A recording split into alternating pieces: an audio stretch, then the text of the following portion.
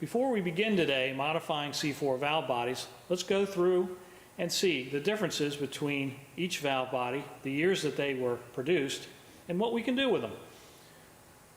We have on the table the 5 most common valve bodies that are used or that would be seen in most C4s and C5s. Well, we're going to start with the earliest ones. So let's proceed. Gerald's going to take us through some of the earlier valve bodies first, and we'll work our ways up through the 1970s and into the 80s. The first valve body that Ford produced was for the 1964.5 C4. That's not used really for any type of modifications and is unto itself and is very specific to the 1964.5 C4 case. From there, they went from 1965 and 1966. Now those valve bodies were commonly called or named the green dot valve body. The green dot valve body had a very specific drive 1, drive 2 pattern and then a manual first.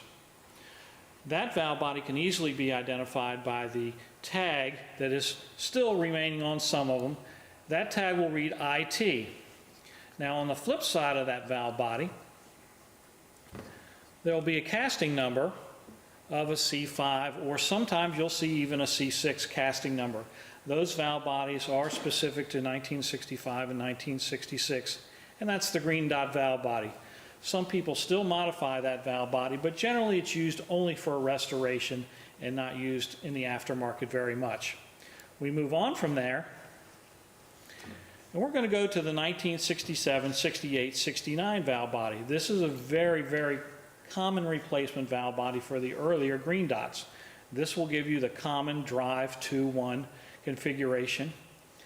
You'll be able to hold manual 1 and manual 2 and then have drive in the drive position. That's the very common PR and D2-1 positions that Ford has currently or has had for the past 40, 50 years. Now it's easy to identify these valve bodies is by their casting numbers. On the back side of the valve body, you'll find the casting numbers C7 or C8. Let's zoom in and see if we can see those. Right in between the two valve body castings there, or the humps, you'll see those casting numbers. And that will determine if it's a 67, 68, or 69 valve body. And they're all modified in the same way. These valve bodies also have the detent in the valve body themselves. The later ones do not. All right, we'll move on from there. We'll go to the 1970 and up valve bodies. These valve bodies started in 1970, and they literally went until 1981 when the C5s came out.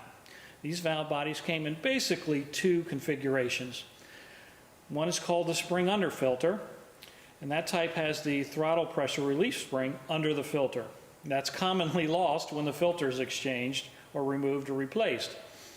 The other one is called the spring not under filter, which is, as Gerald's pointing to. Both of these valve bodies are modified in the same way. Both of these valve bodies are interchangeable. And they will usually have a casting number starting in the D2 numbers and or D7s. Those casting numbers are very common, and these are the most common valve bodies that are modified throughout the C4 family.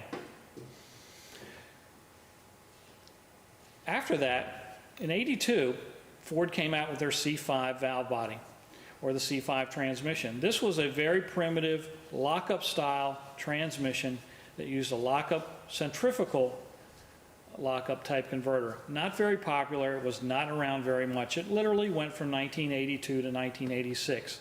That valve body is very specific to itself, has a different filter, and looks very different than the other ones. This valve body is commonly removed and replaced with the earlier 70s type valve bodies, and this can be done very easily in a C5 type transmission. That pretty much rounds it out for this identification process. We'll get on to modifying the valve bodies in just a moment.